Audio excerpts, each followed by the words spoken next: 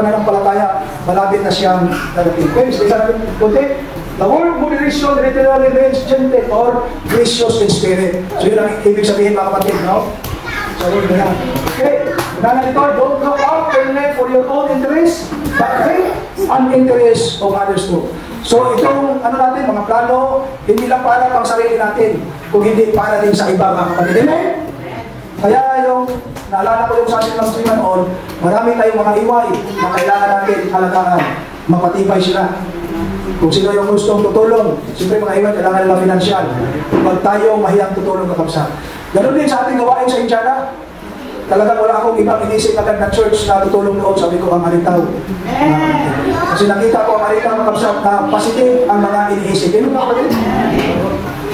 Kaya, yung dumating yung naging controversy, sabi ko, please God, ang Aritaw ang unang bibili. Yun nga kapatid.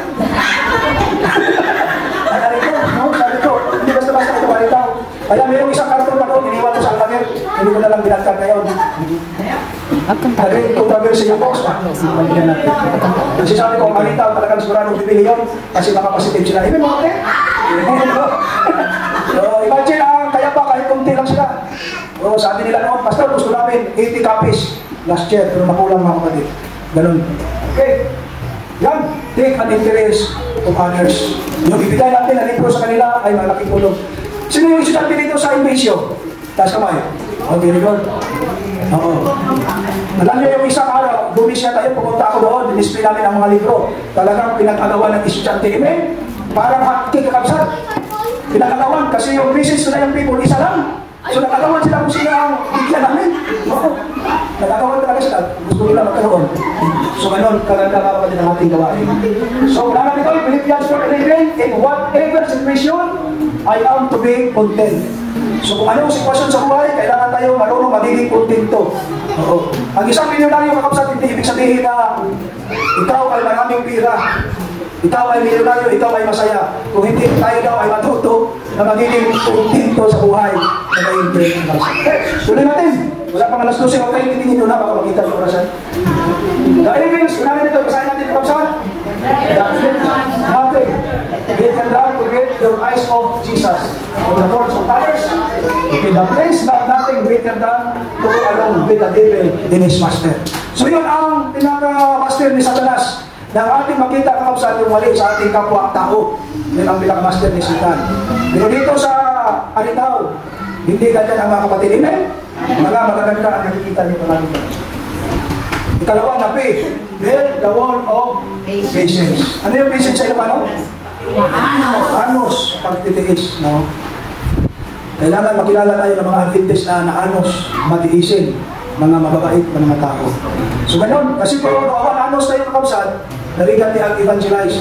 Ganun yung mga disipulo, hindi talagang atidong anos ka.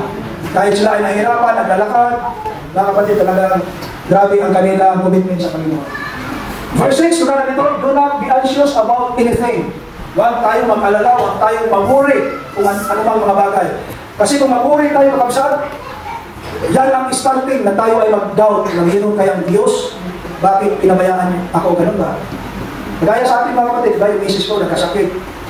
Yun ang sabi ko, ang Panginoong Diyos ang bahala. Pero yung namatay na talaga, buti na lang tumawag si Mang Jima, no? Pinanalangin niya ako. Ikaw yung mga unang tumawag? Oo. So, parang ano na rin noon, parang sabi ko, ito pala yung sabi nila kapag ikaw ay mamatayan, parang gusto mo na rin mamatay, parang ganun. Pero sabi ko, baka may mahanap pa sa balik. Kaya sabi ko, kailangan ko mabuhay. Well, si Jan, yung may pinakita ko ng picture sa Facebook, di ba maraming mga babae sa Facebook, pinakita ko picture. Ay, nagaling si Jan sa akin, pinuntaran niya ako, sabi niya, Mama, isa lang daw ang mama niya. Hindi pa natin. So, kung na dyan, posible kung mag-puri tayo, sabi natin, God is dead, patayata ang ating Panginoon.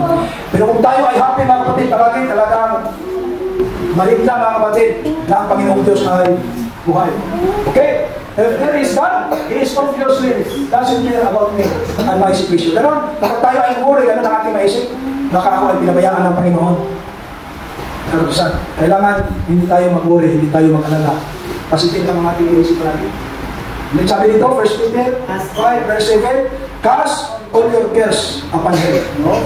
Because He cares for you. Imagine mga kapatid, kung ano man ang dinadala natin sa buhay, ang Panginoong Diyos mga kapatid ay nag-care sa atin. Interested ang Panginoong Diyos bawat isa sa atin. Diba? Minsan sa ating buhay, masabi natin, parang itong mga kaibigan ko, parang wala silang interest sa akin. Itong mga church officers, parang walang interest sa akin, parang ganun. Pero ang Panginoong Diyos mga kapatid, He cares for us. Amen? Sabi nito, verse 7, and the peace of God which transcends all understanding will keep your hearts and mind in Christ Jesus. So siya ang makalaga sa ating isipan, sa ating puso, mga kapatid. Basta ang keyword, kailangan lang tayong masaya palagi sa ating Panginoon. Lahat ito mga kapatid, basahin natin maganda ito na ofisyon. Ang relationship with God.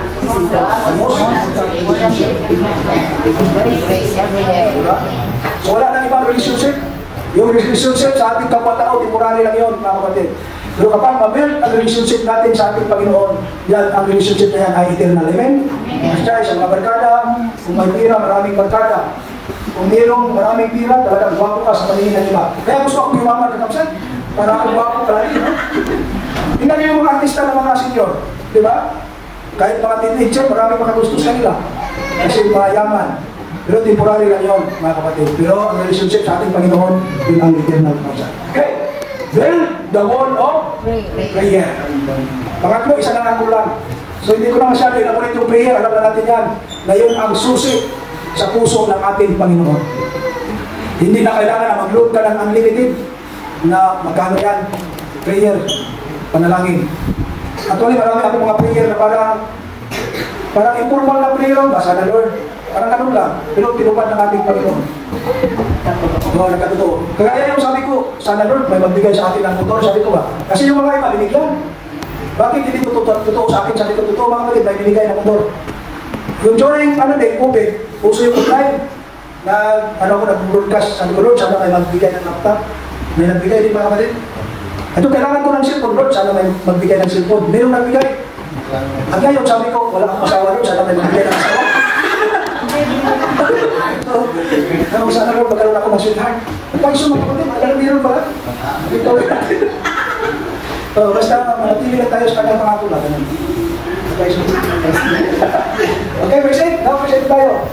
Okay, basahin natin. Finally, brothers and sisters, whatever is true, whatever is right, whatever is pure, whatever is lovely, whatever is honorable, anything excellent or praiseworthy, thinking about such things. So yun ang mga kapatid, no? Kailangan natin ang isipan. Yan lahat ay may kabanalan na kapsat sa ating buhay. It is honest, ibig sabihin honorable. No? It is right, just, ibig sabihin right, pure, holy, great. Lovely, beautiful. Yan. It is called before, good repetition.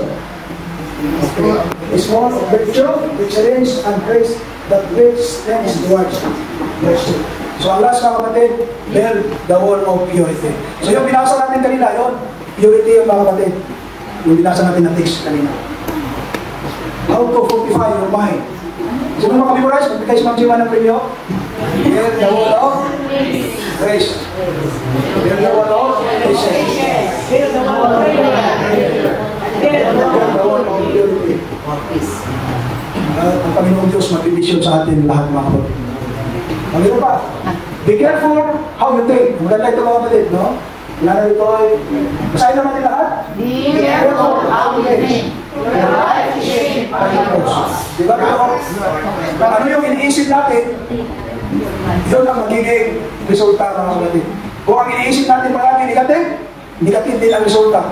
Kung ang ating mga kaibigan negative ang mga sinasabi iniisip, tayo ay maanuhan din. Yung tawag yun. Mahawaan. Mahawaan.